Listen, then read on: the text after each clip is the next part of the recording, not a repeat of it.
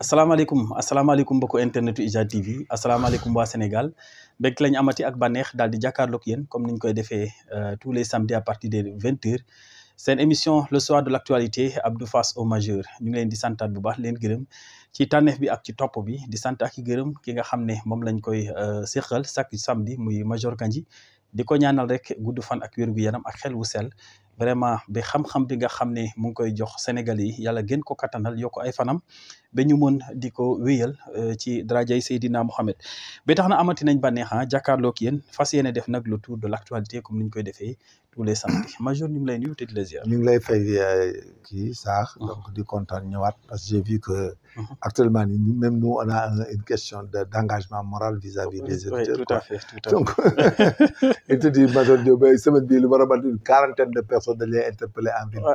ñeneen ñi di kaas naan lu tax ñëwoo ci télé ñëw ma ne mais nag ñu wuti dépense tuuti quand même. il faut nous laisser à la recherche la. Oui, tout à fait surtout. mais sinon danañ gën a am jot. mais dafa am temps li ñu doon wax nag dañ cee wax lu bari quoi ci beneen domaine donc amatul luñ ciy waxaat. Oui, tout à fait. En tout cas am na solo bu baax a baax dañ ciy jaar rek di nuyu waa Espagne sama frère Fary Sow nekk ca Espagne moom aussi day suivre émission bi tout le temps Fary ñoom Cheikh Sow yéen ñëpp ñu ngi leen di nuyu bu baax a baax di leen ziar di dem ba États-Unis di ñu ñoom Ousmane Gaye ñoom Abdelkader Seck ñoom ñëpp ñu ngi leen di ziar bu baax a baax te di ñuy teewlu émission bi encore une fois alors Major dañuy commencer l'actualité politique en parlant de la nouvelle décision du Conseil constitutionnel bi nga xam ne génnee na décision tey par rapport ak li nga xam ne Assemblée nationale jébaloon nañ ko ci kaw loolu nag di Conseil constitutionnel rebondir ci ay points yu bëri daal di déclarer points yooyu comme état anticonstitutionnel mu jëm ci nag li nga jëm ci magistrat yi li nga xam ne ñoom bëgg nañ di leen woo Assemblée nationale pour ñuy rendre compte wala ñu leen di laaj loolu bokk na ci point bi nga xam ne Conseil constitutionnel dàq na ko alors sa jàngat d'abord par rapport ak la décision du Conseil constitutionnel. Mais c'est une très bonne décision. Parce que les magistrats, c'est un corps organisé, il est organique, quoi. C'est comme la gendarmerie, la police, l'armée, quoi. Nous avons un corps organique. Et chaque corps qui est bien organisé doit avoir ce qu'on appelle une discipline générale, fixée par un décret. Voilà, une loi, quoi, qui organise le corps, qui sanctionne le corps, am ay avancement am tout. Les magistrats, nous avons une loi, c'est la loi 2017. Du 20-10 quoi, du 17 janvier 2017. 2017 tout à fait. Qui organise les sanctions, les poursuites des magistrats et les sanctions éventuelles. Ok. Donc, beaucoup dans ces articles 18-19, avec premier degré et deuxième degré. Dans sanctions, donc les magistrats ils sont sanctionnables parce que même les chefs de cour peuvent les sanctionner, les blâmer, les faire relever, demander leur mutation. Et quand la faute est plus grave, le magistrat peut perdre des échelons, être dégradé. Oui. Et maintenant, le magistrat peut être mis à la retraite d'office avec pension ou sans pension, avec pension. C'est-à-dire, on te ramène à la retraite d'office sans pension, cela veut dire que tu es renvoyé et radié. Okay. On appelle la radiation. Donc, tout est prévu. Les magistrats sont punissables. Okay. Dans ce qu'ils posent là, ils sont punissables, il suffit de faire la requête. Okay. Et maintenant, les magistrats, dans ce domaine précis, ne peuvent pas aujourd'hui encore se voir encore qu'on leur crée d'autres lois. Assemblée de l'Union double sanction, double incrimination. Je pense que si quelqu'un se plaint, maintenant, la saisine, en ce qui concerne un magistrat, les plaintes doivent se faire au niveau de la présidence, au niveau du ministre de la Justice. Parce que maintenant, le ligage ne s'autosaisit plus. Okay. Auparavant, le ligage s'autosaisissait. Maintenant, le ligage ne s'autosaisit plus. Donc, il faut que le président de la République donne l'ordre de poursuite. C'est comme ce qu'on appelle l'ordre de poursuite l'ordre d'informer dans les armées. Dans les infractions militaires. Donc, il y a le ministre de la Justice et le président de la République qui doivent transmettre les documents pour les griefs, on les enquête. Et là-bas, si le ligage est saisi maintenant, c'est comme un essai, quoi, un soit transmis que le ligage reçoit parce que le ligage ne s'autosaisit plus. Donc, voilà. Tout est prévu. Donc maintenant, le cumul de poursuite n'est pas du droit. Il faut que la loi remplace et abroge et remplace la loi précédente et efface carrément tout ce qui est texte de discipline et de répression des magistrats qui sont fauteurs. Et là, on peut créer une nouvelle loi maintenant qui organise la poursuite des avocats, l'interpellation des avocats, les blancs. Parce que eux, dans leur projet de décret, là, ils devaient arriver à ordonner l'arrestation d'un magistrat. Hein. Okay. C'est là où ils voulaient aller. Ah oui, il voulait aller jusqu'à l'arrestation de magistrat, c'est pas possible. Ah bon? Il appartient à... L'homme philosophie. Oui, ils étaient... Parce que texte dès que dans l'incroyant interprété, il fallait le prendre et de faire des poursuites et jusqu'à l'arrestation. Donc le magistrat, s'il fait une faute, dans l'exercice de ces fonctions, c'est pas la même chose. Parce qu'il y a des infractions subjectivement, par exemple, le magistrat et objectivement magistrat. Quand le magistrat fait une infraction subjectivement magistrat, mais loulou, c'est le droit commun. Ça, c'est dans l'exercice de leur fonction. C'est leur fonction, c'est du droit commun, parce que c'est du droit commun. Parce que le magistrat qui vole ou qui détourne et autres, mais on peut aller jusqu'à le mettre devant ces faits accomplis. Et au pénal, là, Oui, maintenant, ce qui est objectivement magistral, c'est quand tu uses un abus de pouvoir ou un abus d'autorité, tu fais des manquements graves, mais aussi on ouvre l'enquête, les faits sont avérés, mais on te sanctionne. Maintenant, la sanction de magistrat, on peut le dégrader, le muter, les échelons, et puis il y a des sanctions de deuxième degré, la radiation avec pension, c'est-à-dire la mise à la retraite avec pension et sans pension. Maintenant, c'est ça. Maintenant, créer une loi nouvelle sans abroger toutes ces formes de loi, ça sera un cumul. Et le principe de cumul de loi sévère au Sénégal n'est pas permis. C'est une droit commun. Ah bon? Oui, nous ne pouvons pas poursuivre 2 fois. Ok. Du coup, pénalement, quoi. Pénalement, oui, tout à fait. Nous avons une procédure pénale, donc il faut que tout le monde respecte le principe. Maintenant, eux, ils ont des textes. La loi 2017-10 du 17 janvier 2017 sanctionne les magistrats. Ok, donc mais bien sûr, ça suffit. Ils ont été en besoin. Mais ils demandent que cette loi soit activée. Ce qu'il doit changer, c'est-à-dire que le ligage peut s'autosaisir. Autosaisissement de ligage et la plainte recevable par ligage et d'enquêter. Et que jusqu'à conclure et déférer ces décisions au niveau du ministre de la Justice qui prend les décisions, qui applique les sanctions prévues et relevées par ligage. Et que aussi, que s'il s'agit pas d'une arrestation, qu'il demande son arrestation. Parce que maintenant, la seule lacune en ce qui concerne les magistrats, c'est le ligage qui n'arrive plus à s'autosaisir et qui ne peut pas être saisi directement, sauf que le président leur transmet la plainte ou bien le ministre de la Justice. C'est ça la lacune qu'il faut enlever, mais le reste, il faut que les gens apprennent à les poursuivre et c'est tout. La loi 2017-10 du 17 janvier 2017 poursuit les magistrats. Si vous téléchargez, vous regardez tout ce qui est prévu là-bas, et puis si vous êtes victime d'un abus d'autorité, d'un abus de pouvoir, mais vous portez plainte. Et là, on demande aux autorités quand même d'ouvrir les informations et d'ordonner les poursuites, quoi. Et après, on verra la suite. Mais ce qui est évident, ce qu'ils veulent, c'est rapidement de pouvoir sanctionner des magistrats. Bon, je ne sais pas pourquoi et autres, mais quand même, il y a un processus. Il faut abroger et remplacer la loi organique qui organise leurs sanctions.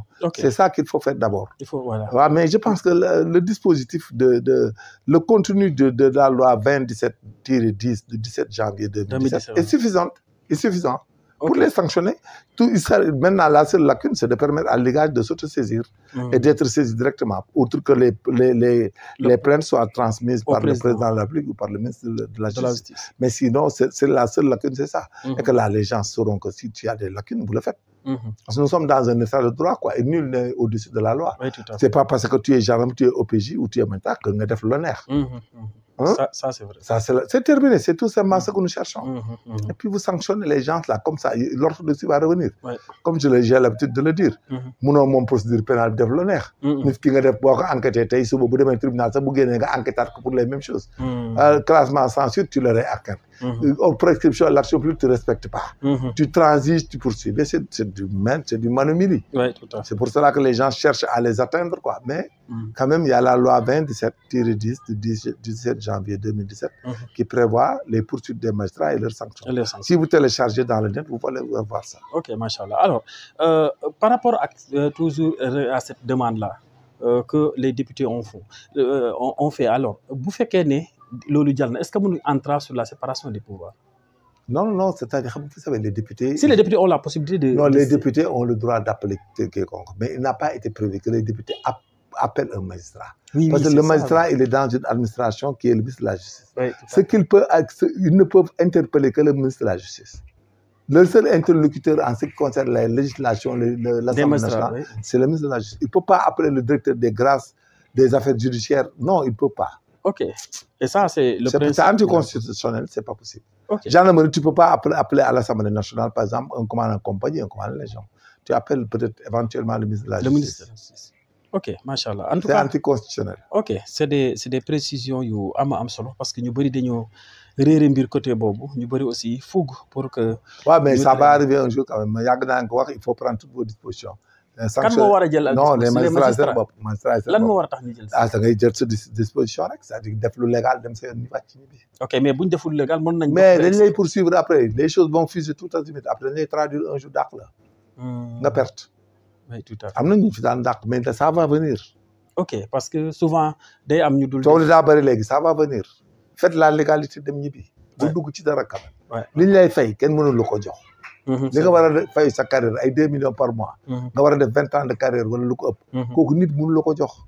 oui tout à fait. waaw l'essentiel il faut être se prémunir actuellement fa lañ toll. mais lu ne nga dugg ci.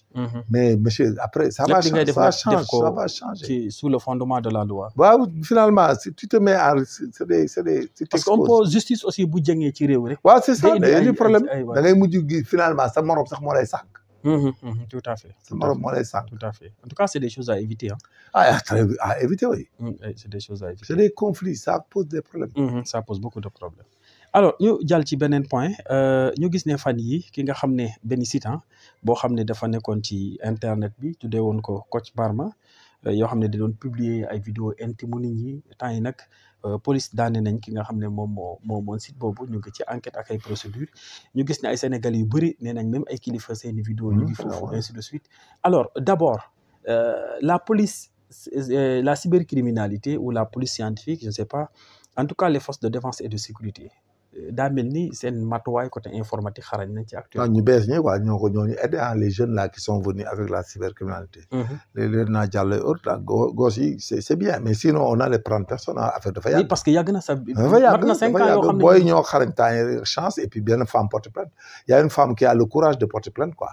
ok elle a été victime elle a été même exploitée mais elle a eu marre mu risqué ko. mu risqué porte plainte xam nga ñu bari les problèmes de sexe et de machin dañ koy nëbb. mais il y avait des complices parce que dégg naa ñu naan sama xarit la vidéo bu mu génn ndekk ñoom yàgg nañ ko xam. ñu doon génn vidéo yi ci télé yëpp ndekk ci site yi nekk à l'étranger di doftal suñ kaw ndekk ils font partie de ça il faut rester large et incriminer. maintenant bu fekkee nit nekk na bitim réew mu bokk ci. waaw dañ koy sénégalais la bu ñëw ñu jàpp ko. mais mënuñ ko extrader. non ça dépend mais dañ koy boole ci procédure bi rek après ñu jàpp ko.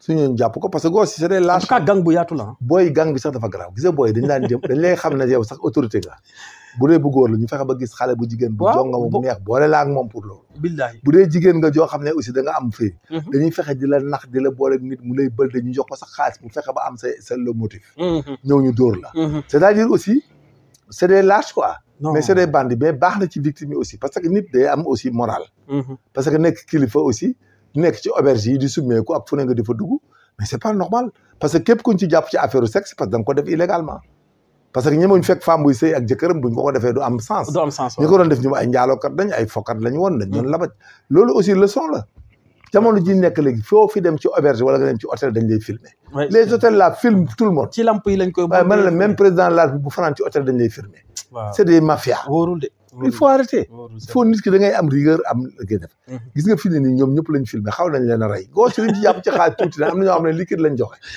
am nañ joxe ay liquide joxe ay terrain joxe ay kër ay oto waaw ñëpp lañu day gën a garaaw gos yëpp était dans cette mafia là gos yi wax ci télé bi naan sama copain la dama naan ko génne ñoom ñëpp ils étaient là-dedans waaye c'était là-dedans y avait des agents yoo xam ne loolu seen métier da ngay jël benn major Kandji toilette ko jëndal ko Jaguar mu dem di fexe ba dugg benn femme bu am valeur am ay lu muy bañ ñu di fexe ba nax ko boo ñëwee fekk gars yi orienté lépp bu ñu paree dagg lépp génn say taati neen ak say yu kenn xam gis nga mës naa jàpp benn waaye il s'appelait xaw ma benn boy boo xam ne yaa ji était saoudien son père était diplomate guinéen mais nee naa la film yiy daw porno yiy daw Amérique du Sud boori Amérique du Sud yooyu tous beaucoup de films africains la ay sénégalaises ak ay guinéennes ay béninoises togolaises maa ko jàpp ma laaj ko mu ne ma jaay ñu ko fi yëpp ñu ngi koy jaay Amérique du Sud soo demee suñ ñu noir ñi fay nekk porno yëpp suñ sénégalais mais xamuñu ko ku la dajeeg yow wax ak yow jigéen loolu dafa xewi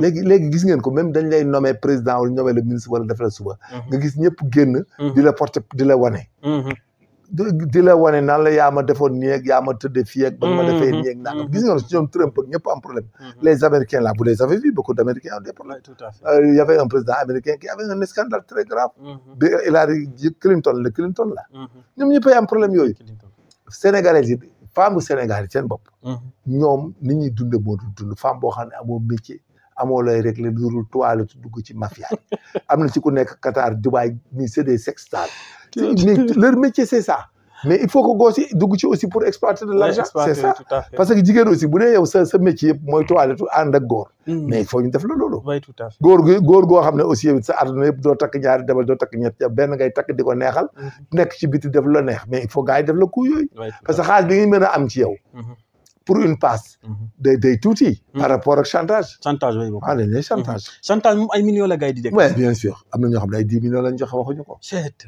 waaye am na ñoo xam dañ lay joxe 10 millions am na ñoo xam dañ lay bett sa service ngay commandé service wala département ministère wala dara mais ñu def loolu bon nga di ngay embauché par force waaw di jël ay nit c'est du n'importe quoi mais c'est extrêmement grave sinon c'est grave oui Sénégalais ils sont trop légers parce que y a trop de femmes yuy foye seen yaram yi parce que naan sama far ak sama nangam far bu ñëw dana la xam mais loolu mënut a nekk mun leen dund seen yaram yi c'est pas possible. far bu ñëw dina la xam de. exploité la dem bàyyi la fa. ah ma ne exploité la dem bàyyi la fa. waaw et puis les gars dañuy jaay say vidéo. dañ koy jaay booy bi million nga koy jaay mu laaj waa ji 5 millions c'est tout. oui tout à fait da nga naan ko am naa vidéo major Kandji mu ne la gaawal ñëw. waaw bu ñëwee mu envoyé ko sama doom mu envoyé ma ko nangam jeex. waaw loolu da nga koy sóoraale. et fii laa da nga leen di sóoraale. taxaw ak benn kilifa nga jëkk benn femme ñëw dama nangam ñëw kër ga nangam dugg la fii gauche droite. ñëwal naan jar. waaw ngay def loolu ci kawam yaakaar ni jantal paa nga fekk tu es un vieux cabri mort là. mais daf la bëgg bu la dóoree nga naan daf maa bett ak waa mais il t'a jamais aimé. ak nattu la. mais y a pas de nattu pour les sexes le sexe là moi y a pas de nattu les histoires de mœurs là y a pas de nattu. en tout cas yéen man daal da ngay fexe ba yow lu la nit wax da la koy jiñ doo ko def bu fa dem bu ko jege moytu leen. dañoo capable. gis nga dañoo capable. waaw yow mën nañ laa fenal ku la mën a fenal mën naa labajal waxuma laa nga dem nag sumee ko moom koo koy dégg nga. loolu moom c'est vrai. non il faut que ça soit clair les marabouts di xaru yëpp ay affaires yooyu la. waaw beaucoup de problèmes parce que da ngay dem ba mujj seytaane topp la. wallaay ndeysaan. waaw bu da lay topp le plaisir éphémère. bu jigéen ñi ñëwee nga naan leen sëriñ nga. saa ci ngay nekk di ngar-ngar yi. ku ñëw nga dil ko di ko def ba kenn ne la ci rajax nga taxaw gaare. waaw en tout cas yéemi na de. non mais coach là c'est un lâche. il faut le sanctionner mais d'autres parties aussi sa jurisprudence va éduquer les Sénégalais. oui bien sûr ça devient positif même pour les Sénégalais. bien sûr moom kay borom hôtel yeeg auberge yi sax fi mu ne seen liggéey dina wàññeeku. bañ a wàññeeku bu dee nit ñi xalaat nañu en fait. ma ne la dañuy wàññeeku boo demee dëkk yu mel ni ay Côte d'Ivoire surtout bii nga xam ne ñoo gën a garaaw ci àdduna ot boo doftaloo dugg ci benn chambre d'hôtel dafa def ay loolu noonu mais sa le motif doo ko xam sax fu muy génne mais ces pays là dañu garaaw de waaw lox loolu pays mel na ay pays mel na ay Côte d'Ivoire tegal caméra te doo ko dafa yomb y a des filles là-bas boo nekk autorité foofu boo doftaloo ko daal dootoo ko defeti soo ko defeti laa la wax en tout cas yéeme na et puis maintenant y a des caméras yoo xam ne bien grand dañoo tuuti pièce monnaie la ñuy dugal ci chambre bi nga nekk appareil bi nekk ci biti wallahi pièce su monnaie wallahi wax nga dëgg espionnage wallahi da lay day jël rayon ambiant bi c'est une gravité extraordinaire angle boo génne mu génne la loo wax mu génn non yéti àdduna bi dafa yàqu non mu tax yéemi na di en tout cas muy tas ay famille actuellement waaw mais dina ko tas tey mais c'est la faute des adultes mu ngi tas ay famille parce que yow tu es un père de famille un adulte mais quand tu prends la responsabilité d'aller faire de l'adultère mais tu assumes toute ta responsabilité oui tout à fait s'il y a des failles c'est de ta faute une femme aussi quand tu es responsable une femme mariée mais déjà tu as de la turpitude en allant par exemple tenir des relations intimes avec un autre homme maintenant amul pardon man une femme adultère ñu jàppale amul pardon dañ lay divorcer sanctionné la bu dee góor aussi mais buñ la vilipender lekk sa xaalis c'est ton problème la constitution de partie civile la même juge bi da leen war a jàpp ñoom ñëpp pour mœurs outrage aux mœurs ñi nga xam ne def nañ waaw yow ñu fi parce que boo ñëwee mën a da nga doon adultère mais c'est de l'outrage aux mœurs parce que yaa dem exposer sa bopp fu ñëwee photo ñoom ñëpp ngay jàpp ñëf ci kaso bi wala ngay jàpp coach jàpp ñu photo ñëpp en tout cas yéeme na de c'est coach yëngal na réew non baax na il faut les sanctions et puis le gars il est en tout cas police yàgg na ci dund non yàgg na ci yaa ngi gos boo si nekk booy gos damay bañ a tudd tur mais yàgg nga dégg mu naan damay génn seul le motif di la ko doon jëlee am na gos yoo xam ne ñoom ci lañ bokk il faut les sanctionner tous dafa yaatu non il faut yaatu la il faut enquêter tout le monde et les prendre yaatu la parce que aussi nit ñi mënuñu dunde loolu marabu bu nekk gaañ nga di ko topp. di ko yónnee jigéen naan demal ba marabu gis la boo demee per Ndiaye ko di ko yónnee xaalis mu toilette noonu la ñuy def le soir mu dem ci marabu wala dem ci ministre bi dem ci nangam. léegi sax gaa ngi ciy commencé muus quoi les nouvelles générations d'autorités là. ñu ngi koy commencé comprendre ba dañuy moytu. waay dëgg la ñu ngi moytu luñ mën quoi booy bees yi. booy bees yi moom ñu ngi koy moytu. autorités yu bees yi ñu ngi. waaw ñoom xam nañ ko quoi xam nañ c'est un peu dangereux ñu ngi moytu. parce que jigéen moom il faut mettre ça à côté. quand vous voulez être une bonne autorité dans un état. il faut éviter les femmes. waaw mooy premier danger bi. boo paree teg ci xaalis. xaalis oui waaw macha allah en tout cas c'est des très bons conseils pour la nouvelle génération ah donc nañu tirer toutes les conséquences bala affaire bi di gën a dégénérer alors ñu jàll ci sortie Barthélémy Dias bi mu def ci émission plateau yo Pape Ngagne bi barki démb wax na ne ñoom dañuy bëgg a def benn coalition wax na sax ne léegi au lieu ñuy wax def coalition front lay doon mais front la boo xam ne day regrouper opposition bi yëpp nga foog ñooñu am nañ chance pour am dara parce que moom ñi mu tudd mooy Barthélémy Dias ay nu mu tuddati ay Pape Djibril Fall ñi mu tudd ci front bi mais gisuma ci ku ci mën a gagné quartier bëriwul ñi gagné ëllëg ñoom xamaguñ ko moom laa doon wax léegi may waxtaan ci téléphone bi la véritable opposition ne s'est pas encore décidée c'est-à-dire il y a le fait de s'opposer tout le monde s'opposera oui ceux qui étaient dans l'opposition vont s'opposer ñi amul intérêt ci gouvernement vont s'opposer les pastefiens qui vont être frustrés après ils vont s'opposer ñëpp ñooy opposé wu ñooy mujj opposé wu quoi cela veut dire que donc ça c'est opposition pour s'opposer mais opposition boobu moom day renforcer nag la véritable opposition bu mu fekk non le véritable candidat pour l'alternance ok loolu c'est important ok dafay am nag parce que changement Sénégal ñoom ils ne choisissent pas ils changent dañ lay changer Sénégal ëllëg ku mën a voter ak gars yi dañuy voter keneen bu ñu la voté lu yow da ngay nekk deuxième tour wala doo am sax deuxième tour ok gars yi seddoo say affaire Barthélémy peut aller mais il faut une stratégie très affinée très organisée mais Barth aussi politiquement waaw mais xam nga les Sénégalais peuvent changer et changer fi ne nii le risque mooy de réussir si on ne réussit pas mais c'est terminé ah ça il faut réussir en 2029 waaw non il faut réussir mais 2029 gars yi pour ñu récupérer parti kii réew mi ci loxo yoo non du question récupérer mais boo réussir doo mën a gagner ñoom bu ñu réussir non doo mën a gagner il faut gars yi Sénégal dañuy tentewaat leneen bu la kenn nax tourner page bi dañ koy tourner doo ci génn xam nga crise yi Sénégalais yi ñoom ils ne vivent que d'espoir et c'est ça le danger ñoom yaakaaru digge bi ñu leen diggewul koo ci wax naan gisaguma sama bopp ak ci projet bi laa bokk yooyu lañ lay wax te loolu c'est pas un état da ngay voter nit après nga bàyyi ko mu gouverner développement social développement moo tax chaque fois je le dis que votre erreur c'est de ne pas aller s'arrimer derrière Diomaye il fallait même changer le nom tuddee ko alliance Diomaye président bi waaw 2050 xam nga boo leen di wax duñ la déglu mais danañ toog guddi goo xam ne Diomaye président bi ñu changé Diomaye Pastef ci boppam Pastef ak Diomaye il l'appelle alliance vision 2050 def politique bu bees ci loolu génnee Pastef dindi Pastef dindi Diomaye bi gisoo ni muy tojee nii waxoon naa la je t'ai dit ça il y a pas 15 jours loolu moom yàgg nga di ko nu ma ne duñ dem négocier dara bañ wala ñu koy xam ne li wax dëgg la ça sera trop tard tant que ils sont dans Pastef ils vont perdre la moitié ou les 2/3 après avant 2029 lan mooy waral loolu waaye parce que Sénégalais yi ni ñu ko gisee la dañ yaakaar nañ leen a promettre teranga ak tekki angle boobu mooy danger bi il y a trop de conflits avec cette histoire là maintenant le conflit n'est plus avec l'opposition le conflit est interne et sera interne ils vont viser tous les gens qui am ndombo tànk tous ceux qui ont des ndombo tànk dans le régime actuel là sont exposés ah bon dans l'avenir ils sont exposés kay maa la ko wax parce que y aura des gens qui vont pas accepter ñoom d'être en rade duñu am poste duñu am xaalis duñu am lekk duñu am la et là c'est pas ça la politique dégg naa jawrin sama copain jawrin nee na projet bi kat waaye def nañ dara jàpp sàcc yi te bu sa sàcc xam nga da ngay dégg ne y a des choses c'est mitigé quoi donc voilà jawrin théorie yi muy génne c'est des théories tellement graves gars yi ngi retaan mais jawrin olof la de jawrin li mu waxee si déggu baax dégg ko lan la wax mu ne jawrin daf ne on l'a pris le projet moo doon jàppal ñu sàcc yi donc xam nga déjà kooku moom il est nee na du sàcc mos a sàcc nañu jàppal sàcc yi loolu tax ñu indi ko mooy projet bi. waaw xam nga kooku. loolu la leen Sonko jaay. waaw léegi li muy wax moom ak ñeneen li muy wax du benn. projet bee ñi dañ ko teg projet de développement nangu alal ju bari def ay investissement nit ñi am lu ñuy lekk Sénégalais yi séddoo alal ji. ku nekk nit ñi gis seen bopp waaw. mais c'est pas possible. fii amul lu ñu fiy séddoo. amul lu ñuy jàpp ci nit.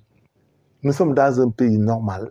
dañuy gouverner normal. institution yi dox normal nga dem école jàngi dem santé faju nga mën a liggéey ñu bàyyi la nga liggéey ak sa liberté ak sa sécurité affaire boobu la ñu war a développer ci xelu Sénégalais yi mais quant à di leen jéem a garantir wala di leen jéem a gëmloo fu ñu jëlee alal di leen ko jox moo ñu indi problème ëllëg te bu boobaa aussi dañuy toog fi di expliquer mais on n'aura pas de solution parce que ils sont mënoo toog un jour 5 millions de personnes dal ci sa kaw nga naan da ngay expliquer ak dooy régler foo koy régler mënoo ko régler police ak gendarmerie magistrat mënuñ ci dara il faut qu'on tienne un langage clair envers ces gens ne leen politique la dañ doon conquérir le pouvoir on gouverne da ngeen di jéem a liggéey yi nag jéem a def mais ñun amuñu lu ñuy jox nit individuellement il faut avoir le courage de le dire sinon ça va avoir des problèmes parce que man ñi ma gis ñii ñi gisee affaire bi c'est dangereux gis femme yaa ngi génn di wax naan dama ni ma ci ñàkk am na ku ma gis démb sama comment xaw ma nan Pape comment sama gaañ la mais il a dit tout ce qu'il a donné à ces gens ok mais attendez monsieur il dit tout ce qu'il a fait et tout ce qu'il a donné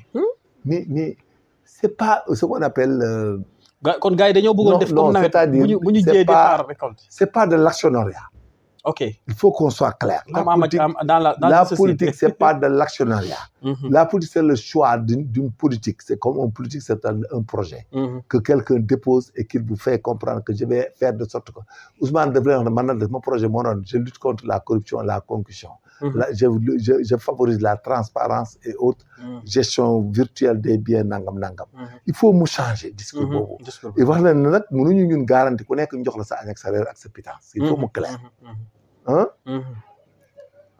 mooy dëgg gi mais nga bàyyi leen ku nekk ne damaa investir dama nangam mais après da ngay am problème ba mu seet nga perte ñaar juróomi nit fukki nit mais mënta koo parce que dañoo frustré wu waaw du frustré wuñ quoi ñoom liñ bëgg moom mënta nekk sax c'est pas frustré parce que yow mënoo toog Mbàkke nga naan dañ ma jox ma jënd kër jënd tekk jekk nga dem Casamance nga dañ ma jox ku nekk di laaj mënta nekk l'État n'est pas engagé à donner à des gens c'est pour cela que chaque fois je dis que nous sommes en train de nous divertir même ce que le président fait gars yi Sénégal yi sax duñ ko xam si le président reçoit des gens à la présidence des partenaires stratégiques et autres mais rien n'est visionné Sénégalais yi xooluñu dara lu dul ay projet bi ak i Pastef c'est pas possible imagine fi ne nii y a beaucoup de choses qui se passent à la présidence mais kenn gisu ko doo dégg kenn wax waaye bien sûr bien sûr amul luñ fi wax pourtant loolu lañ waroon di def mais c'est ça un état c'est le président de la République qui centralise il faut que déglu li muy wax déglu li muy def nga xool politique bi fel la ñuy jëmee et puis ngeen essayer naviguer tout le monde dans le même sens mais bu président jaaree gauche ñi ci des jaar droite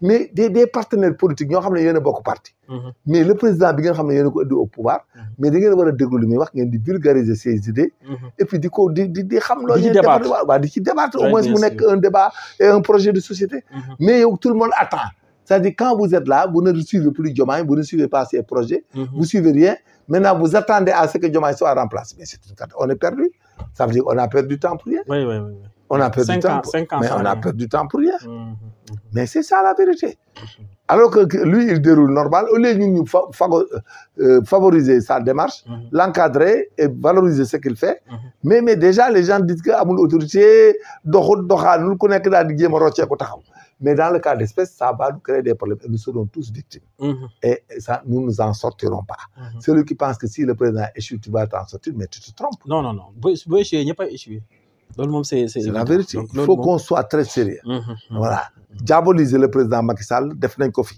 pensant que ça mais malheureusement ça recommence ça recommence parce que doo déggati dara lu Diomaye di def lu fi nit ñi taxaw wax ko il monte les gens dans la brousse boo demee ci àll bi y a des gens qui montent les populations ñu commencé di rebelle wu tey dégg naa sax njaga ñaaw ñuy rebelle wu ci ay affaire concassement yoo xam ne baax na ci dëkk bi il fallait respecter ce qu'on appelle la responsabilité sociétale faire l'environnement ba xam ne ça pollue pas ça tue pas ça fait pas la responsabilité sociétale c'est quoi les borom champs là tu les demandes annuellement parce que les champs de culture là ont des rentes annuelles tool yi nga impacté mais nga leen je vous donne temps par année et je vous prends des jeunes et je paye à la commune chaque année mais amatul problème il y a pas de problème mais un pays doit s'industrialiser mais léegi loolu laal ñu song non c'est vrai ndengaleer ñu song la mbaam dégg naa jox nañ te ay affaire pour sucre bi ñu on importe des milliards de sucre mais suñu joxee waa ji sucre mun produit ko à l'intérieur ñu am ci différence de 200 francs par kilo 300 mais c'est très bon. Mais un pays nga taxaw fu ñu laal tool sama toolu maam sama toolu nangam ñu monter leen.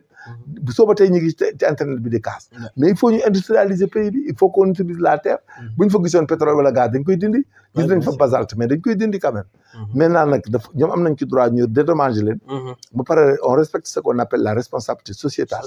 que nit ñi seen doom yi liggéey ci ak yooyu. mais il faut pas qu'on aille à travers des décisions étatiques. par simple gratuité. Gratuitement quoi, on s'oppose violemment contre tout ce que l'État fait et autres. Je l'avais dit et voilà le résultat. Ça continue encore. Hein? En tout cas, un projet bu état def nga xeex. contre ko mais ça passe pas. Non, ça ne passe pas. On s'industrialise quand même. mënuñ ñëw di defar ay usines ba pare ngeen naan du fi nekk suñ toolu papa yooyu mënta nekk. Donc je les exhorte à négocier avec ces gens. Que le maire et le préfet et les gouverneurs de là-bas aillent prendre les choses en compte. Que les borom tool yi ñu leen di jox loo xam ne ak jël ci seen doom yi ci société bi. mais ça va les compenser ce qu'ils gagnent annuellement. Et on essaie de transférer les gens dans d'autres horizons pour qu'ils cultivent la terre. Mais de trouver un compromis et puis de faire une approche de résolution du conflit. Du conflit, oui, tout à fait. Voilà, c'est ce qu'on appelle le CAPLA, quoi. Le CAPLA. Ah, en tout cas, yéeme na demee yàlla na ci yàlla def jàmm. mais yor les autorités compétentes taxaw ci loolu parce que Ndiaga Niang tey nag su tàng na de. waaw dégg naa taay gendarme yaa ngi dégg naa ay 80 gendarme dafa ñaaw sax. c'est pas joli. métti na trop c'est finalement day mel ni. c'est de la dictature alors que ce n'est pas ça c'est des gens montés. Le projet a été mal monté. mun leen ñëw di gas di def te defu leen cahier de charge. def ay responsabilités sociétales. RSE bi da nga koy def. mais dafa am yoo xam ne dañ koy def avant. doo ñëw ay tool rek maire bi daal di délibéré encaissé dem yoonam. bàyyi fi borom tool yi loolu du dëgg. déedéet. loolu la c'est parce que c'est de l'incompétence. c'est de l'insouciance. lépp dañ ko waroon jël en compte. bu fekkoon li nga wax ni chaque année ñu pare pour dédommager borom tool yi. chaque année nga war a am. voilà ci dividende yi ñuy béy. ñoom li ñuy exploité ci tool bi. tool impacté yi. léegi da ngay def ne waa ji di tool bi. il a impacté le champ on a évalué. que les gens là avec ils gagnent 600 000 1 million sur le champ. mais la société aussi annuellement mu jox leen la moitié. ba pare jëlal leen ay nit. borom tool bi nag mu jëlal la benn ba ñaari nit. ñooñu bu ñu amee 100 000 chacune ces personnes. muy 200 000 mais boo defee 12 mois ça fait 1 million 200 par personne. 2 millions 200 mais finalement tu compenses la famille. même bu ñu béyul am dara. oui bien sûr bien sûr. noonu la demee loolooy waxtaan la quoi. mais dafa am ay techniques yu ñuy gérer réew. pour éviter des conflits. mais Sénégal day bopp lay doxee. ku nekk da ngay dóor sa côté def li la neex après indi coow mel ni du yow. boo demee le maire là-bas il ne peut rien expliquer parce que wóor na ma ne signé na kayit ba matt big bi. c'est la vérité. Et après vraiment il laisse les populations en besogne. L'investisseur en besogne et l'État aussi sera obligé de gérer un conflit boo xam ne. doo xam sax nu mu demee. oui bien sûr dafay yéeme après quoi. oui. Ah en tout cas mooy loolu dernier conseil des ministres le PM a parlé d'un plan de redressement économique lan lañ ci war a xaarandi en fait. non le plan de redressement économique c'est la vie chère rek et faire de sorte qu'il y ait des rentes dans le pays la vie chère. Voilà, la vie chère, quoi, l'amélioration des conditions de vie, quoi, des accessibilités à la santé. En tout cas, c'est un point que les gens aient du travail, il faut qu'ils aillent vers là. Que les traitements salariales aussi soient adaptés à la conjoncture. Bon, que les jeunes aussi accèdent au travail par les voies de concours et autres. Voilà, et puis que l'exploitation des ressources minières, là, fasse l'objet d'une gestion transparente. Tout à fait. Et autres. Et je pense que dans ce pays-là, d'après le discours yi may dégg je pense que y a que les Matar Cissé là ñoo fi comprendre comment développer un pays et comment gérer quoi. waaw boo dégloo Matar Cissé dans le net. Il a rectifié tous ces gens qui ont beaucoup écrit ici dans le temps et dans l'espace. Et là voilà un financier qui peut gérer un budget, des plans de finances et autres sur le plan économique. Mais bref, il n'est pas politique. Et si les politiques pensent que c'est eux qui doivent gouverner et doivent faire tout, mais ils vont se tromper. Mais je pense que les compétences de Matar Cissé là doivent être interprétées dans des domaines plus élevés et plus pointus, surtout en matière économique. Parce qu'il y a des compétences. Non, d'accord, quoi, c'est clair. Et puis ça protège le pouvoir, quoi. Quelqu'un qui n'est pas politique, qui vous gère l'économie, qui n'a pas de passé, qui n'a pas été là-bas, et qui a un bon sens dans le raisonnement de la gestion des affaires économiques du pays. Bon, il te fait ça, il te le fait bien, et puis il met en place le plan stratégique de développement. Ce que Ousmane veut là, c'est des Matar Cissé.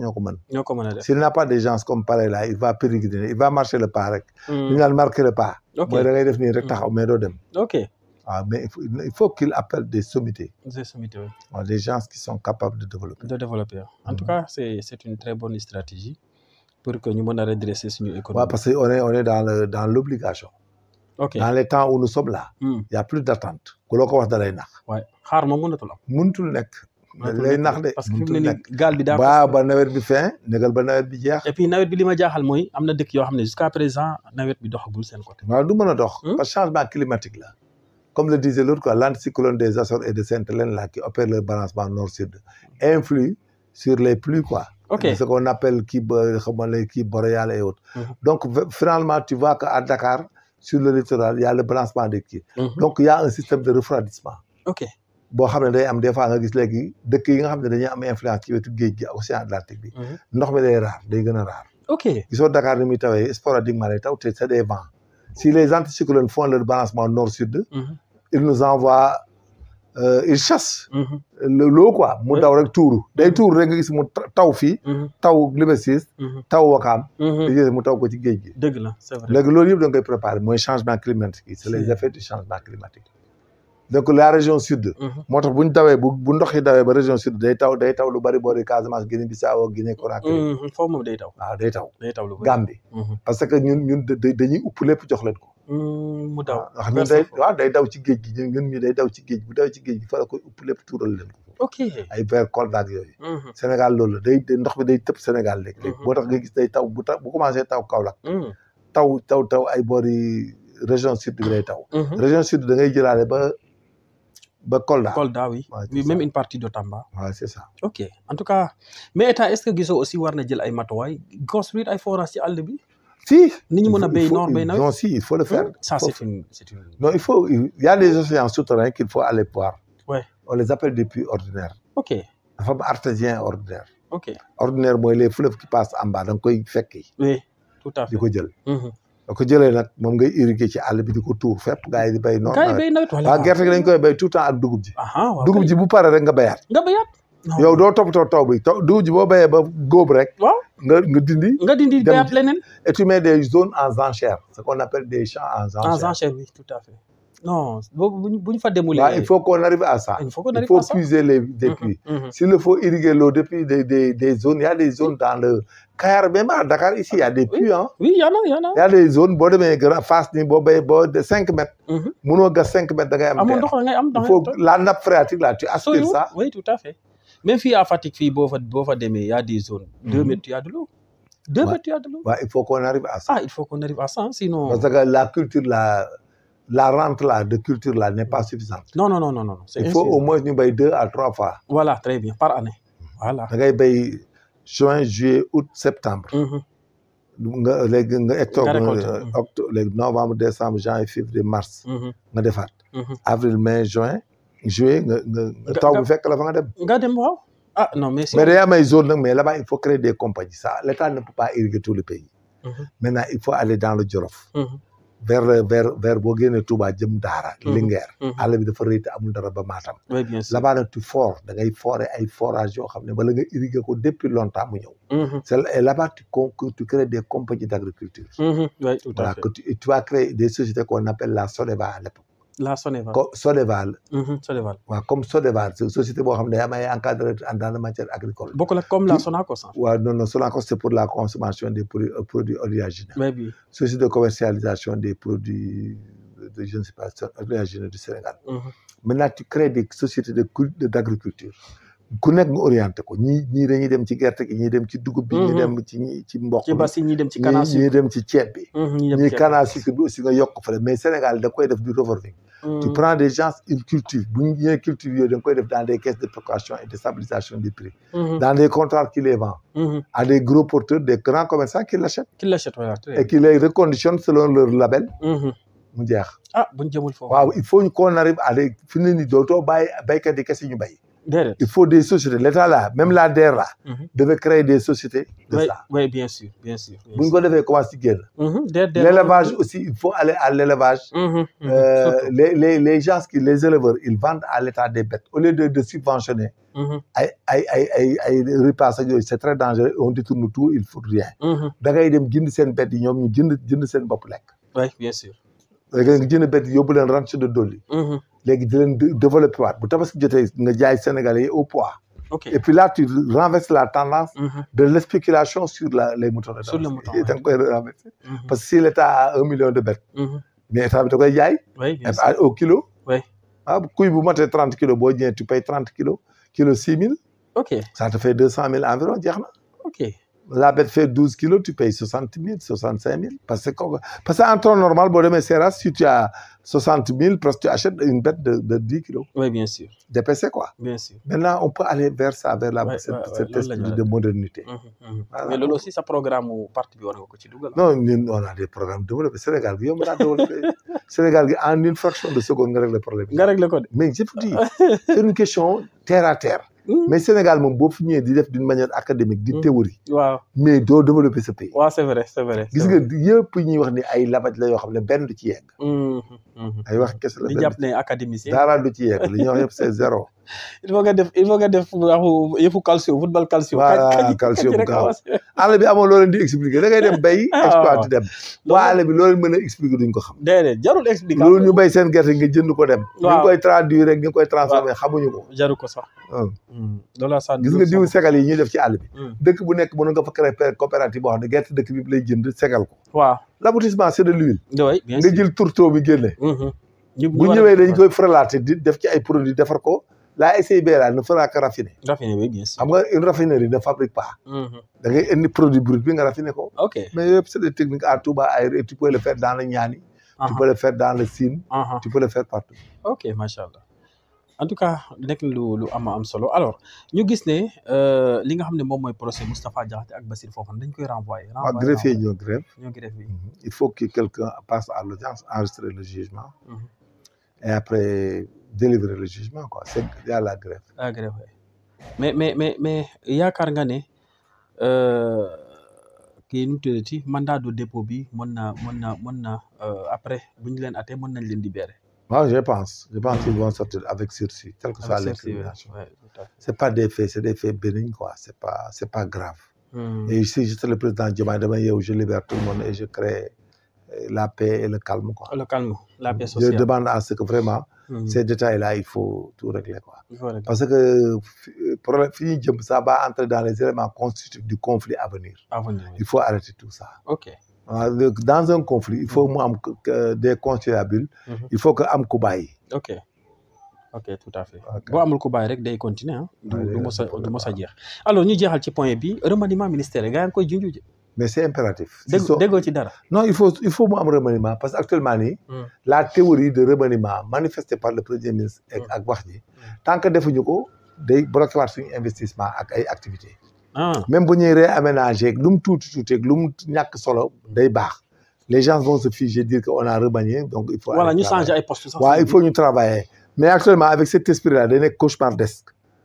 ok day bloqué réew. gis nga réew bu ñu nee ba autorité bi ne léegi dañuy changer doxul. il faut mu changer bu changer wul day bloqué Ousmane n'a qu'à faire le remaniement tout de suite. ok amul xaar. ok yow léegi bu ñu la joxoon laajoon sa avis ne la defar remaniement ban kan ngay yëgal wala kan ngay wàcce. non vous savez le remaniement pour nga évaluer des gens qui sont de loin. day jafe. ok il faut nga jege leen waaw il faut nga jege leen ci yeneen domaine. parce que domaine bi nga xam ne du dox. parce que boo ñu bëggee wax ne la justice ne marche pas mais il faut arrêter. tu vises des magistrats qui font des bu dee benn magistrat moo def loola neexul wala nanga mais on le traduit.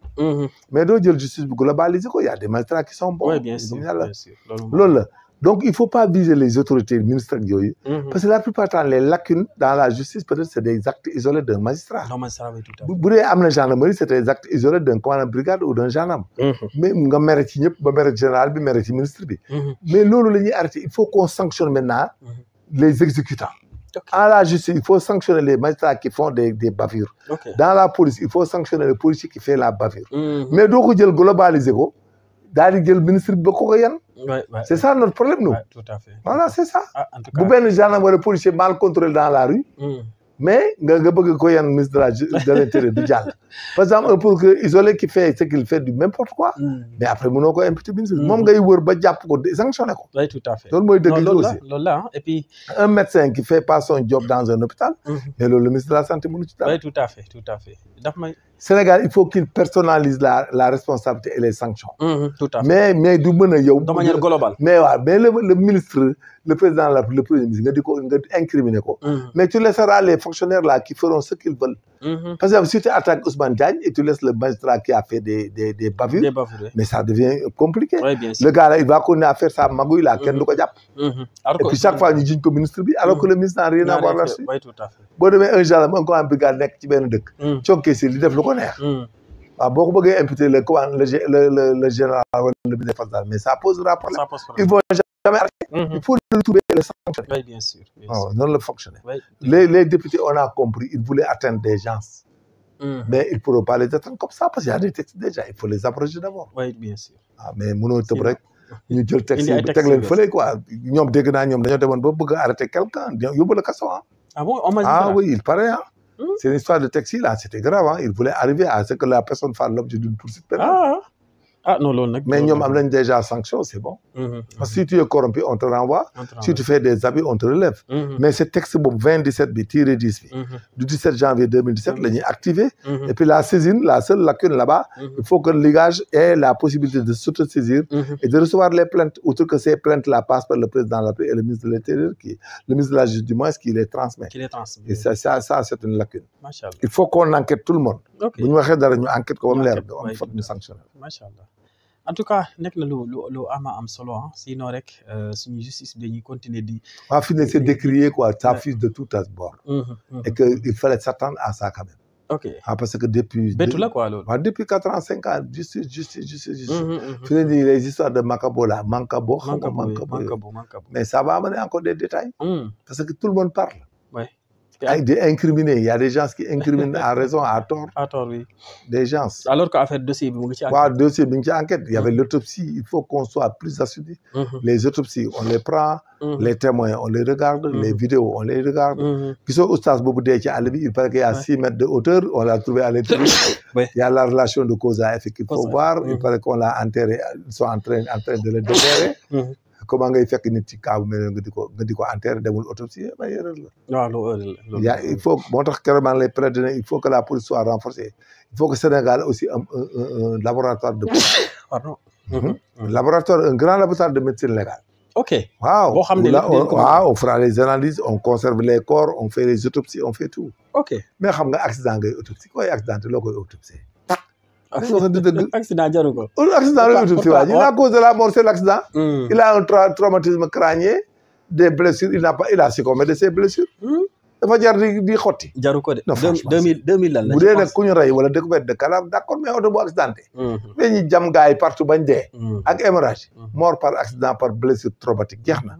amatul leen loo ci wax c'est la conséquence c'est la mort. la cause c'est l'accident. loolu la ñuy élagué teg fële. ay mort accidentelle jarul def autopsie. jaru ko de. mais parce que le Joola on n'a pas fait d'autopsie. médecin bi mu ñëwee di wax Mendez la ba na ko mais Mendez ba na ko fii. vous venez vous faites tout les autopsies là il a fait les genres de mort. fan Noyer Ziguinchor la non man maa ko resoon Dakar maa res tous les corps maa leen suul. mais tous les corps sont là à l'intérieur de ma chambre. les corps qui sont venus à Dakar. corps yëpp ngi ak man fii. documents yi. mais ak les photos même des cadavres et tout j'ai tout. et les fichiers tout. man naa ko enquête gars yi ñu fay leen ñu daw ba mag kayit yi. ba ñu leen fayee gisatu ba kenn maa leen suul mbaaw 1 an bañ jeex mbaaw ku nekk mën naa laa woon corps bu fa nekk. mbaaw bi. tomb bu nekk mën naa laa woon corps bu fa nekk j'ai le plan de pose j'ai tout. maa ngi ak plan de pose mbaaw bi. yow yaa ko géré woon. maa ko géré maa ngi ak plan de pose bi. affaire bu compliqué woon. waaw maa leen suul maa leen di commencé suul 19h ba bët set 6h du matin. corps bu ci fa nekk mën naa laa woon ko fa nekk. un jour boo ñëwee naa la génne plan de pose bi. oui incha bon les photos on ne peut pas les sortir. mais je pourrais te donner la liste des gens qui sont à Mbao. ndeysaan. ak corps yëpp j'ai les photos. mais man maa leen photo et tout maa leen photo maa leen recevoir Dakar maa leen identifié maa joxe corps yi ñu joxe maa suul ci des. amutoon autopsie am. non il y avait pas d'autopsie Mendez a fait les gens de mort il a envoyé quelqu'un mais parce que ils sont tous morts par noyade. oui noyade oui. xam nga un corps y a les signes positifs de la mort. et les signes négatifs de la mort. le signe positif mooy lan. ah signe positif mooy lan. signe positif yi. mooy l'imperceptibilité de la respiration. ok voilà. loolu ce qu'on appelle ngeen di tuddee ay mort clinique waa ji dee na léegi. wóoragut ne. dee na carrément. ok mais dafa am nit nag les signes négatifs de la mort nag. mooy wane ne nag que la personne là moom dee na te mi ngi yàqu. mooy la rigidité cadavérique la putréfaction. ok xam nga nit ki buy doog a dee tout de suite day am chaleur normale ma tout de suite. moo tax ngay dégg ñu ne nit ki day sedd bu dee day sedd parce que température bi. day donc chaleur deret ji mooy wàcc ba nekk zéro. léegi nag le corps prend la température ambiante. moo tax day sedd. mais après day commencer ce qu'on appelle les lividités cadavériques. la lividité cadavérique le sang. va aller vers les parties basses du corps. fi mu appuyé. bu tëddee boor deret ji boor la jëm. c'est comme des tuyaux quoi. boo ko tëralee benn boor comme doon tuuti day tëdd loolu la bu dee nit ku weex. da ngay gis mu am verte. fi mu tëddee mu am ay appui da nga koy mën a xam ne corps bi a été déplacé ou pas. on les appelle des lividités cadavériques. Machallah. Après la lividité, il y a le refroidissement d'abord du corps. Après la lividité cadavérique, la rigidité cadavérique et la putréfaction. Et après la putréfaction, il y a des escouades d'insectes. ci ngay mën a xam ne corps bi ñaar temps la fi def. ah loolu aussi mën nga ko xam la température tempa bi da nga ko ciy xam. le bol alimentaire da nga xam ne waaj bi li mu lekkoon mi ngi ko lekk. bol alimentaire bi mbuum laa ci fekk da nga mën a xam kañ la lekk mbuum mi jotu ko digestion bi amul. digéré gul nga xam ne kon waaj bi. loolu il faut ñu def autopsie. waaw boo lekkee bi da nga xam ne kii bi mu lekkee mbuum bi. il est mort avant 3 jours. ndax bi boo lekkee mbuum tey ci guddi. suba nga war a dem sel. mbuum bi day changé. day nekk day nekk déchet day nekk matière fécale. waaw donc da ngay xam ne kii dafa lekk mbuum mi ñu rey ko yooyu yëpp c'est des calculs dans la mort. pour calculer la affaire bi simple comme ni mais c'est la datation de la mort c'est simple. oui c'est dans la datation de la mort boo ñëwee la personne tu la trouves en état de refroidissement. nga xam ne kii day yàggul matu ay 6 heures de temps. nga fekk mu am rigidité yi te lay wër na kii dafagul 24 heures. bu commencé rigidité yi nag dégg rigidité moo tax bu nit ki dëgëree ba ne ŋàddu nag. su commencé nëb nag da ngay gis cellules yi commencé dee nga gis fu ne paqat yaram yi commencé bàyyi nag di lapax-lapaxi. loo bàyyi mu loo téye mu daal di lapax-lapaxi articulation yi commencé bàyyi. maintenant nag mu dem putréfaction rapidement dans les 72 heures mu dem putréfaction léeg-léeg boo xëccee tànk mu jox ko topp la. léegi si loolu bu egsee foofu aussi nan la nit ñi def bi dajale loolu. non boo koy dajale da nga koy def ndànk y a des sachets ku nekk day jàpp da ngay membre yi. par exemple nit boo koy yëkkati fekk mu nga risqué ne kii l'état de putréfaction est très avancé. mais des fois da nga koy booral affaire bi wala nga day am ñu téye boori tànk yi parce que ici y a de l'armature xam nga y a l'os long là du tibia y a les cuisses day am ku téye fii am ku téye ci bassin bi téye ci mbagg. mais loolu da ngeen di sol masque. waaw da ngay sol masque sol gants yëpp ngeen yëkkatee ndànk daal di koy teg ci benn sachet léegi nag bu ngeen yeggee da ngeen koy congeler nag bu ngeen ko congeler ba mu congeler bu baax là-bas le médecin légitime pourra faire ce qu'on appelle l'autopsie. parce qu'il y a des plaies traumatiques. boo ko congelé loolu. waaw boo ko congelé ci ngay mën a def crevés yi les ce qu'on appelle des crevés ci ngay mën a xotti corps bi def ay crevés. pour vous regarder des blessures contendantes regarder des fractures ak yooyu maintenant il y a d'autres analyses à faire ce qu'on appelle da ngay def des prélèvements sur le bol alimentaire bu dee ci ndox mi nga ko fekk bol alimentaire boo ko defee fekkoon ndox ci mbàq nga xam ne kii deewul ci ndox mi. c'est antemertum ou c'est postmertum. dafa dee ñëw ci ndox. mais bu labee c'est antemertum da ngay gis ne dafa lab. da ngay gis ndox dafa lab ba naan ci ndox bi doog a dee. ok donc loolu yëpp da nga ko xam. c'est post et antérieur. dafa am yoo xam ne nit ki mënut a dee ci ndox ba pare te du naan ci ndox bi. loolu mënul nekk. mënut a nekk. et puis y a la chromatographie à phase gazée à couche mince. loolu ban kii gendarmerie mooy def. non dañ koy def. wala c'est la police scientifique. non ñun dañ def police scientifique man dama def police scientifique. autopsie yow dama koy xam quoi su ma ñëwee taxaw dama lay wax li ñuy rechercher pour orienter la nga wax li ñu bëgg a soxla. et tu fais des prélèvements. sur le bol alimentaire le cœur et autres bu dee dañ ko empoisonné da nga koy mën a xam. bol alimentaire ci ngay mën a xam ne aussi dafa lekk lu bon. maintenant tu peux trouver aussi des pathologies yoo xam ne ñoo ko rey fi nga ko fekk mu dee mën nga trouver pathologie médecin yi mën nañ xam ne il est mort par cardiaque il était asthmatique. dans les vulves là ñoom dañ koy xam. bu dee dañ ko dóor une lésion du bulbe rachidien. da ngay gis le bulbe est affecté wala dafa daanu. dañ ko jam tout ça dañ koy xam. oui tout à fait. voilà maintenant il y a des appareils pour ça quoi. ok maintenant les prélèvements se font il y a un protocole quand tu fais des prélèvements aussi. il faut mettre ça dans des vacuotunaires EDTA. on les appelle des vacuotunaires EDTA mooy les tubes yi ñuy def deret. ok on les appelle des vacuotunaires EDTA ces vacuotunaires sont imbibés d'acide diaminotétroacétique. c'est ça qui conserve la substance. soo di jaay loolu nag xóot na. waaw c'est ça yëpp ça c'est purement scientifique ah. waaw dañ koy jàng après tu vas aller même ay ADN da ngay dem ci ADN yi. ku ko laaloon waa ji wala bu dee dañ ko violé woon une femme. da ngay xotti vagin bi après au fur et à mesure tu fais des prélèvements tu pourras trouver des spermes là-bas et tu pourras aller à l'ADN à la biologie moléculaire quoi on appelle la carte d'identité génétique yooyu dañ ci jàpp ay nit da ngay prélever nga gis ne kii dañ ko violé avant muy dee léegi nag les personnes soupçonnées da ngay jël seen ADN pour comparer ko affronter la carte d'identité génétique il y a aussi les empreintes digitales sur la scène de crime en tout cas xam nga les empreintes digitales aussi ont des formes il y a la partie basale la partie centrale et la partie nucléaire mais avec Galton il y a ce qu'on appelle le décompte de Galton le nombre de crêpes à couper par rapport au delta le delta quoi la fibre nekk le centre du delta ak crêpe bi ak centre da ngay xool nombre de delta yi nga nombre de crêpes yi nga coupé boo jëlee crêpes yooyu mu mat nombre boobu boo ko jëlee au nombre de 12 ak le même delta avec des minuties quoi boo jëlee nombre de crêpes du moins compté ko tu comptes des minuties les minuties c'est ce qu'on appelle les arrêts de ligne les bifurcations nga sa baaraam boo xool day am ay bifurcation am ay nga gis lignes yi am fuñ coupé des îlots et tout ça loolu dañ koy calculer bu matee 12 îlots ak nombre de crêpes coupées avec la même forme de delta à la même position c'est la même empreinte kooku du rëccati doo ko bàyyi mu dem waaw da ngay éliminer nag boo ko defee da ngay gis ñoo xam ne bokkuñu minutie bokkuñu famille quoi doigt bi mu teg doigt bi boo xoolee doigt bi nga xam ne kii double la verticille simple la ak double wala double delta wala nangam kii benn delta la yor amul ay yu mel noonu kooku bokkul ci crime bi nga écarté ko da nga koy élaguer on appelle le système d'élimination maintenant nag tu vas aller dans la même famille le nombre de crêpes coupées le nombre de minuties similitude ce qu'on appelle la similitude s'il y a 12 similitudes jëm kaw rek waa ji day daanu ak le même delta ak le nombre de crêpes coupées ok maintenant les ADN nag y a toutes les matières à faire maintenant bu dee les cheveux léegi avec la kératine là xam nga dafa am baawu cheveux karaw bu buddee ko bu ngeen xeexee karaw gu buddee ko day am kératine bi day am benn boule bu nekk suuf bu weex waaw yooyu yëpp da nga ci mën a def da nga ko ci mën a def avec ce qu'on appelle les crachats les matières bu dee waaj dafa la dagg wala mu xoos la bala nga koy rey tout ça am na ñoo xam ne boo leen bëggee rey dañ lay xoos tubaab yi léegi dañ ko xam foo leen bëggee rey dañ lay xoos gàjj la matt la waaw dencaale sa ADN pare nga ci maintenant il y a des fichiers ADN en France comme ce qu'on a les fichiers d'empreinte digitale comme carte d'identité dafa am léegi yëpp lañ ciy dugal fu ñu la jàppee dañuy jëlaale sa ADN ëllëg bu ñu sànnee ci base de données bi rek da koy génne da koy reconnaître automatiquement day xam ne kii c'est la personne qu'on avait arrêté nangam et qui avait déclaré être ça s'appelait Sarr Modou Sarr maintenant même si tu avais donné un faux nom ñoom xam nañ ne yow la on t'avait arrêté si tu dañ lay recherché yi loolu am na Sénégal non des na donc loolu ñun on était à Rony-sous-Bois man j'étais à Rony-sous-Bois Rony-sous-Bois fan la oui en France les choses là mais loolu aussi yow war nga mën di def ay formation kii mën naa ko sama métier la je l'ai fait ba màggat kay mais actuellement war nga continuer non ma jot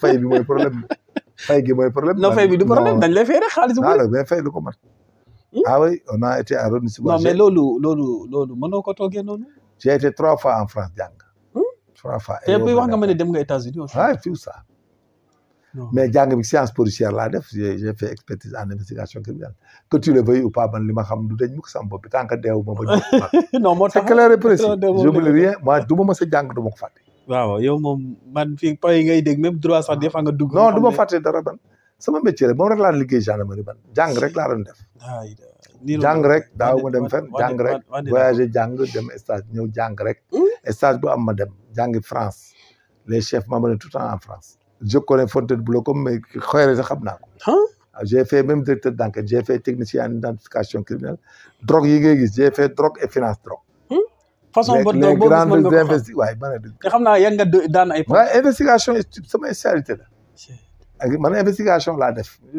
j'ai fait système FBI et bien nous les Sénégalais là on apprend plus que les Français et les FBI parce que ñoom dañuy spécialisé wu ñun dañuy def drogue def police technique et scientifique def investigation def procédure écrite dañuy bind def yëpp ñun dañuy def yëpp moo tax am nañ ci ay quelques gosses yoo xam ne ñoo leen formé si poulain lañ mais monsieur amul fii lu ñu mënut ñun on est des directeurs d'enquête et puis on est expert en investigation criminelle on est plus gradé que les OPJ que tu vois affaire OPJ xam nañu mooy leen top niveau Sénégal moo tax amul man loo ma mën a wax ci procédure te xaw ma ko lu ma la ci wax noonu la moo tax boo ma ko defee dama koy xam loo def dama koy xam c'est clair dëgg la loolu moom c'est vrai voilà donc loolu dañ koy jàng. fii y a rien de compliqué mais nag faaw ñu def benn émission la scène criminelle lañ koy. waaw mais peut-être dañuy dem benn jour demander à la SR de nous prêter le matériel. non loolu la kay. on va parler de gel des lieux la contribution de la population. non kañ la ñuy dem semaine prochaine nañ dem non dañuy xaar ñu régler protocole bi. waaw régler ko on fera ça avec la section de recherche. pour montrer à la population. le gel des lieux. il faut pas contaminer les scènes de crime. Sénégal dañoo dañ ko bu fekkee nit dee fenn wala dee ci kër wala dara ku nekk di yooxu dugg laal. après ils mettent tous leur ADN et leurs empreintes digitales. si la police arrive elle ne pourra rien faire. elle ne pourra, oui bien sûr. non loolu moom faaw ñu commencer démarche yi semaine prochaine. c'est ça. comme ça ñu mën a dem. mais y a de quoi un jour nag faire de véritable scène de crime. ouais non scène de crime. les gosses là vont porter les tenues PTS. oui. donc daal di expliquer l'utilité le rôle de la population quoi. oui bien sûr. ce que la population doit faire pour permettre aux gens de voir. parce que ñun suñu ñëwee nous avons des valises avec des poudres magnétiques et des plaquettes de transfert et des rubans adhésifs. pour prélever les empreintes digitales. nous avons des vaccineurs déjà au camp. il y en a dans les valises. nous faut faire le moulage des pieds. moulage yi ngay gis tànk. empreinte de paille. boo ñëwee empreinte de paille bi on a tout le matériel là-bas. am nañ nga xam boo tegee da ngay xam ne kii. waaw dañ koy pulvériser avec de l'eau savonneuse boo ñëwee da nga koy pulvériser avec de l'eau savonneuse après nga coffrer ko mu wër ko. après nga def ci armature. daal ci sotti sa lait de plâtre. eau savonneuse bi boo ko sottee rek day wow bu woowee day fixer empreinte bi. léegi nag nga def coffre nga coffrer ko di nga wërale ko coffre bi quoi. coffrer ko léegi nag ci boo paree da nga ciy def ce qu'on appelle da nga ciy def tuuti lait de plâtre mais avec méthodologie. mais après nga defaat ci. armature mooy ay comme ni ñuy coffrer bâtiment. oui bien sûr boo ko amul sax mën nga jël ay balai. boo ko defee ba pare nag. continue nag léegi nag après final def ci lait de plâtre bi après nag finalement nga teg ci plâtre bi bàyyi ko mu wow le lendemain. soo woowee kooku da ngay am le film de l'empreinte digitale. empreinte day feeñ carrément ci plâtre bi. transfert de film la rek. nga jëlee ko fi yóbbu ko fi. waaw jeex na tàkk léegi nag pneu dañ koy def ci pneu yeeg yëpp. léegi nag pneu bi da ngay gis yëpp xam nga le principe de Locard. Locard disait que le crime n'est jamais parfait. mais c'est un principe de Locard dafa am waa joo xam ne dafa def benn crime. mais marque daal bi mu sol dafa amoon benn écrou. bu benn pont bu duggoon ci suufu tànk bi. te gisu ko. ci daal bi gisu ko bi mu demee nag bu ñu reyee waa ji mu jog ci deret yeeg yooyu deret ji wow kulu bi feeñ. pointure bi ak pied droit bi ak kulu bi fi mu nekk. mu dem raxas daal bi mu def ci attention. gars yi di vérifier ñi am daal ci dëkk bi ba si bosam ak kulu bi. mu ci xam ne moom la. dindi ko moo tax Locard dit que le crime n'est jamais parfait. soit le gars il laisse des indices. ou bien il part avec des indices. oui mais Locard a dit ça c'est comme ça. ala kulli dina am. voilà donc tout ce qu'ils font les FBI ce qu'on appelle les filatures les livraisons surveillées les écoutes téléphoniques les observations. les surveillances tout ça suñu métier la. da koy jàngal bëgg a mën ko. macha allah le système relais comment on fait. les livraisons surveillées fii Sénégal da ngay jël drogue bi dab ko ci géej gi daal di koy dindi. ci biir géej gi waaw da ngay dindi drogue bi ba pare pour bañ mu rëcc léegi nga topp waa ji ba mu jël ko day jël ay conteneur vide nga def ci bois wala dara parce que des fois mën na am waa ji rëcc. sinon nga surveiller ko rek ba waa ji jël ko di ko jël livraison bi nga jàpp ko. parce que da ngay bëgg xam chaîne da ngay xam ki ko livré. xam ki ko conduire bëgg xam ki ko mafia bi yëpp nga daan ko. ak ki koy jël. parce que des fois ma dégg gars yi ni ñu daanee benn gang daf may jàpp. loolu la da ngay très stratégique quoi. drogue da ngay def stratégie da ngay surveiller observer filer ba xam lépp def benn PV de filature et d'observation ba xam tous les acteurs léegi nag boo leen jàppee nag ku nekk da nga koy tegal élément de preuve ne ko tel jour yaa indi drogue bi jaay nga waa ji mu livré Alioune Kandji tox ko fii yooyu da nga koy topp comme ça booy dóor nga dóor ñëpp.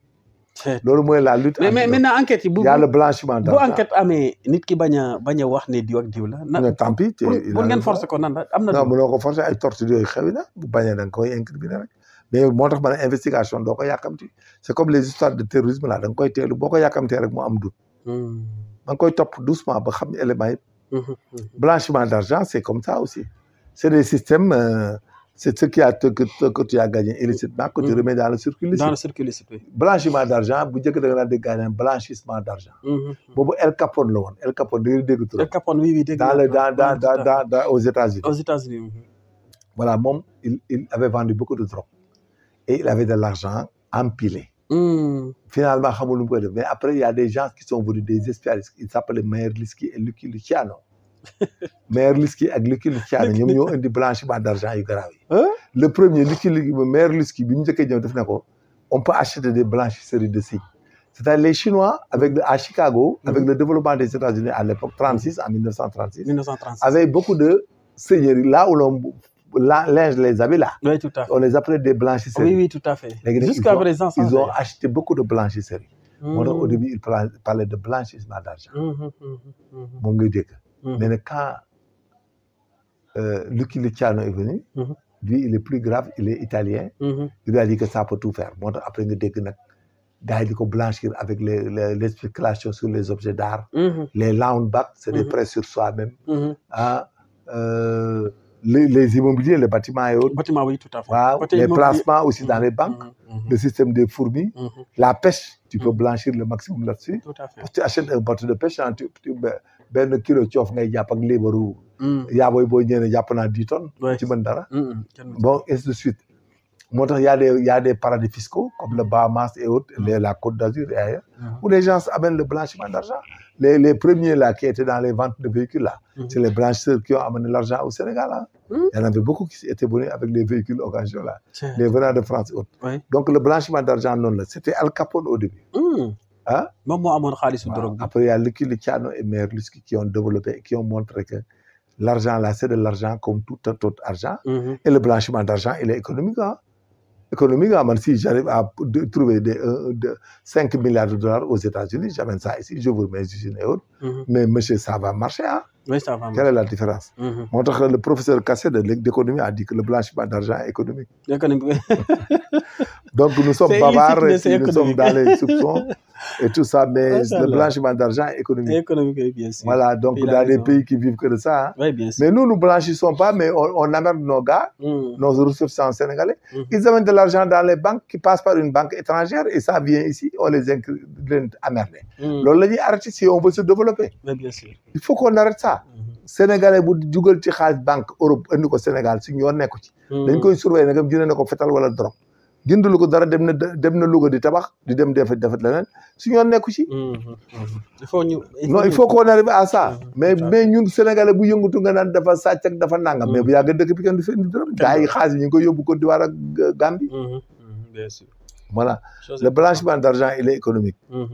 Voilà, il faut maintenant qu'on arrête que le blanchiment d'argent, la poursuite du blanchiment d'argent soit la résultante d'une infraction pénale.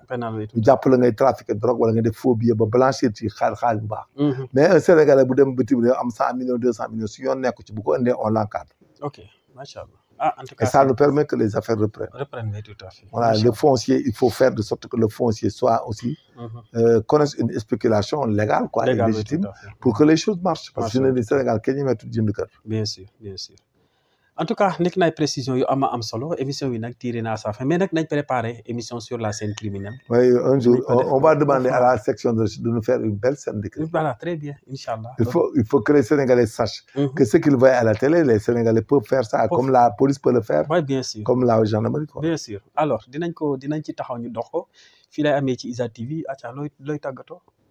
Bon, surtout waa Amérique ñu ngi lay mais on les encourage et on souhaite qu'il n'y ait pas de couac aux États-Unis. Aux États-Unis, parce que nous ne souhaitons pas recevoir les Sénégalais des États-Unis. Hein. Oui, bien sûr, bien sûr. Tout ce qu'on souhaite qu'ils restent là-bas, parce que les temps avec la crise mondiale, les guerres et leurs conséquences, il n'est pas évident que des Sénégalais reviennent au Sénégal, surtout ceux qui sont aux États-Unis. Ça sera une catastrophe humanitaire. Un État ne peut pas le supporter. Donc, on les encourage et on demande à ceux qui restent là-bas davantage et que, quand même, qu'ils investissent. Il faut qu'on s'organise à les recevoir. Et malheureusement, nous n'avons pas la taxonomie de les recevoir. Mais il faut qu'on les organise et qu'on les aide à s'intégrer sur le plan social. Il faut aussi que les immigrés arrivent à avoir des pensions de retraite. Il faut qu'on organise ça avec une assurance forte et que les gens cotisent des annuités et quand ils auront 65 ans, ils auront une pension. Il faut qu'on règle ça ici. Parce que là-bas, à l'extérieur, les gens peuvent cotiser 50 000 à 100 000, mais si tu cotises 50 000, 100 000 pendant 20 ans, pendant 25 ans, 25 annuités, mais boo ko cotiser tu peux avoir une retraite. oui bien sûr. et retraite boobu boo ñibbisee Sénégal même bu doxut nga am 400 000 par mois. mais day baax. fekk tabax nga kër say doom màgg nañ. voilà donc c'est très important. c'est ce qu'il faut développer dans nos pays. parce que maintenant on est dans un pays où il faut qu'on aille à la mutualisation. parce que les temps sont durs les États ne peuvent plus s'arrimer à un développement comme ça. Un développement endogène là il peut pas. non ils peuvent pas. ay wax la nii il faut pas compter sur les États mënta nekk. moo tax ku ko fiy wax nga ne ko bu ko wax mu wax ko dana ko gis. mënta nekk fan ngay jëlee loo jox nit ñi en Afrique tiers-mondiste ici y a rien du tout on parle de zircon de pétrole de gaz. mais dooyu ñu dund 15 jours. oui bien sûr. pour année. oui bien sûr. donc bref. macha allah. il faut le remaniement aussi j'ai oublié. parce que la théorie de remaniement immédiat bloque le pays. Il faut qu'on fasse le remaniement ou un reménagement rapidement pour que les gens aillent au travail. Parce qu'avec vos théories de remaniement et autres, la personne ne travaille ku nekk nga xaar. Et loolu chaque pays bu ko mës a def. Sénégal saa ñu waxee remaniement. Ça amène la léthargie dans l'administration. Les gens ne travaillent pas. Ne travaillent plus. Il faut faire le remaniement rapidement, remplacer les gens et clore le débat et qu'on aille au travail. Au travail, macha allah. am na solo dëggat yi kontaan ci moom bu baax a baax moom Major Kandji nii rek lay amee ñu ne samedi à partir de 20h seen émission le soir de l'actualité Abdou Fass au Major ñu ngi leen di béggee bu baax a baax ñu dem ba États-Unis ñoom Moussa Ndiaye ñu ngi leen di nuyu suñu xarit yi nekk Espagne France Canada ñoom ñëpp ñu ngi leen di béggee bu baax a baax ñu ngi gis commentaire yi maa ngi gis message yi ñu ngi leen di sant bu baax a baax di leen gërëm di ñaan yàlla suñu borom jàmm sax ci réew mi jàmm sax ci Sénégal te xiwal yu yokku ci darajay Seydina Mohamed may félicite nag tous les élèves du collège de Diamaguène Sine yi nga xam ne am nañ BFM du collège de Mérito mais également du collège de Diaglé Sine ñooñu 100% lañ am donc félicitations à tous les élèves du collège de Diaglé Sine ñu ngi leen di féliciter di leen wax rek góorgóorlu leen te xam ne vous êtes des Sénégalais te réew mi mu leen di xaar vous pouvez faire partie des élites de ce pays des gens qui vont en tout cas tenir ce pays et participer au développement du Sénégal ñu ngi leen di encourager bu baax a baax di leen féliciter di ñaanal en tout cas képp koo xam ne yëpp dans les terres-neuves nga nekk ñu ngi leen di ñaanal bu baax a baax gudd fan ak wér gu yaram c'était tout pour aujourd'hui ñu ngi leen di jox dig daje samedi prochain sur la chaîne IJAD TV ci seen émission le soir de l'actualité Abdou Fass au Major bonsoir et à la prochaine merci